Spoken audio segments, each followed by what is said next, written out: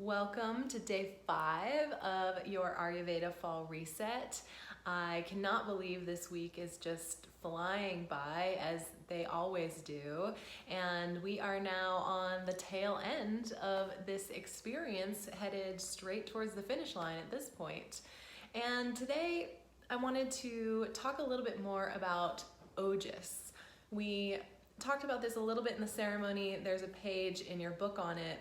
But ultimately, a page does not do this grand concept of the nectar of life much justice. So I wanted to have a little bit of a conversation about what Ojas is and the reality of Ayurveda and all of its wisdom and practices is it's kind of all aimed at helping you maximize and build Ojas and manufacture Ojas. That is literally every practice. When I think about every practice that we do in Ayurveda, all of the daily routines, all of the timelines of following nature, the seasonal rituals that we change, and the qualities of food that we're taking in, all of these things are designed to bolster your most vital energies. And that's exactly what Ojas is. So I mentioned in the ceremony that it is a bit of a kind of esoteric concept. It's not necessarily something that is measured scientifically, though I was reading some articles about some measurements, especially in the brain and at the cellular level, of how Ojas could potentially be explained scientifically. So that's really interesting. I think modern science is kind of coming around to that. But the idea of Ojas, so Ojas is a Sanskrit word, and it actually has two meanings. So the first is related to our physiological health. And it really means vitality, virility, and vibrance. And the second kind of definition has more to do with our mental, emotional space, and it's our consciousness. So it is the ability to perceive the world around us and build and have intuition. So it's a really kind of juicy topic to talk about, literally. So I'm excited to share with you guys and help you kind of understand what the quality of Ojas is. So ultimately, Ojas is a byproduct of digestion.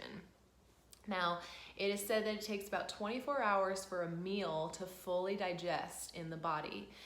And what happens when a meal digests is pieces of that meal store in the body. And Ojas, it is said to take 30 days to build Ojas.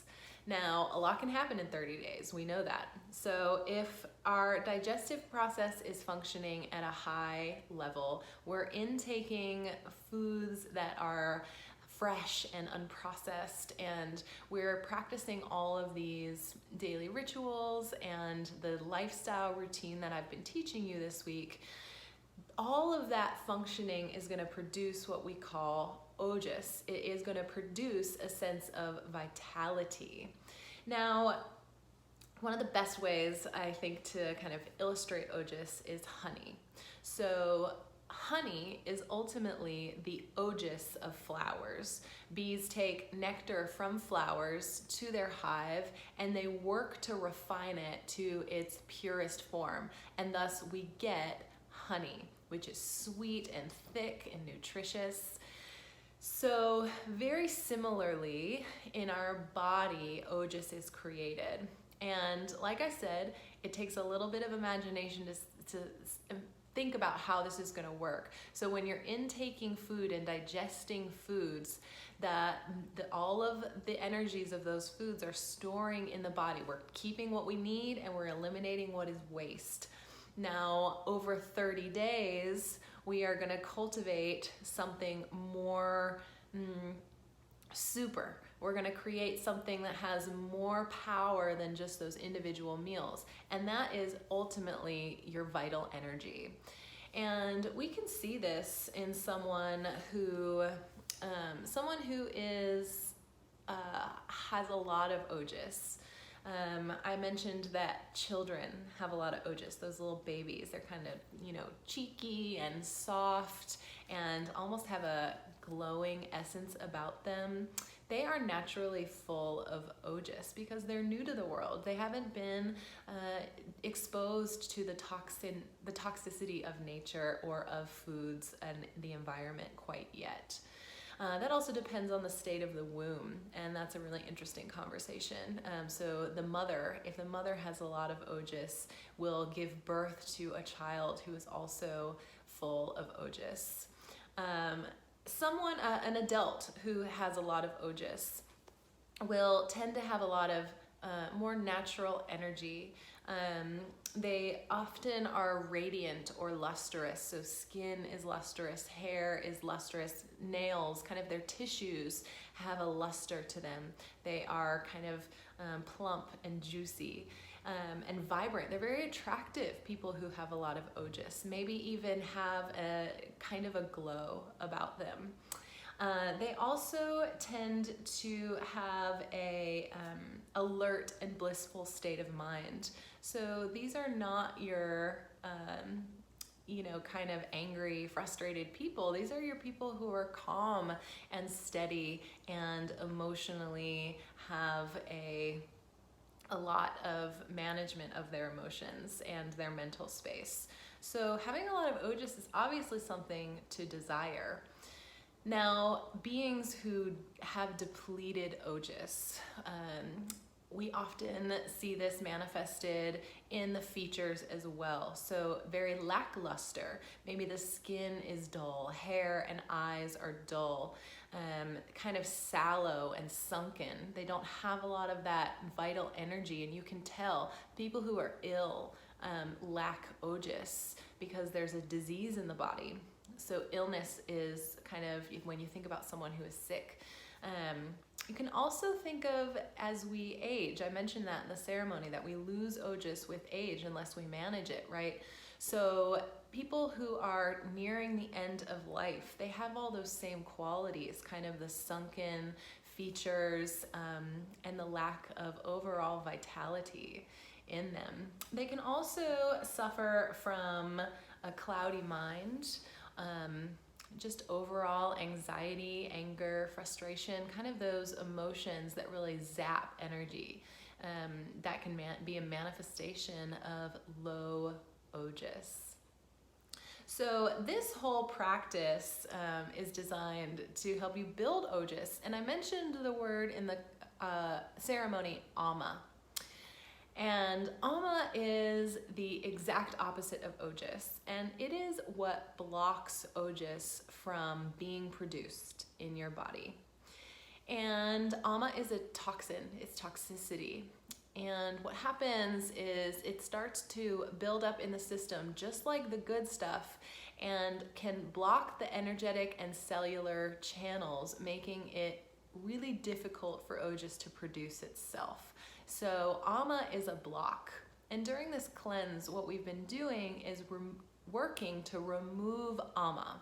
We're working to remove all the things in our life that are causing and cultivating any excess toxicity, so that ojas has a more streamlined way to produce itself, so that you are on the other side feeling more vital.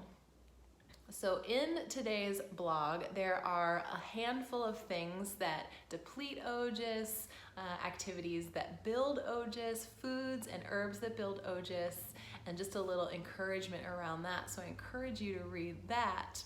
And also, as I mentioned, this process takes 30 days. So this reset is a 7-day cleanse. However, at this time of year, it's a really nice time that you can actually keep this practice going.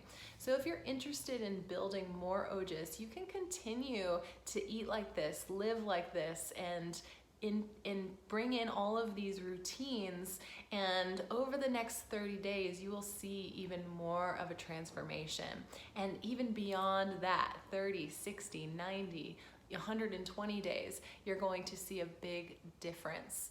So that is the reason that we do all of these things in Ayurveda, is to build your overall life force. And I hope you're actually beginning to feel that, maybe like really feeling that now. I know I feel that. It's like a very calm, I feel calm in my heart, a steadiness of my mind, and my body feels like it's functioning the way that it should. So when toxic things come at me from the outside, I don't feel like I need to take them on, but I actually have the energy to set up boundaries between myself and toxic situations, which I hope you are feeling that energy as well.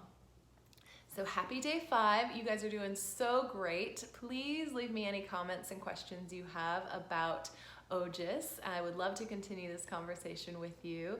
I hope you will have a wonderful day, and I will talk to you tomorrow, day 6. We are getting so close. See you then. Bye.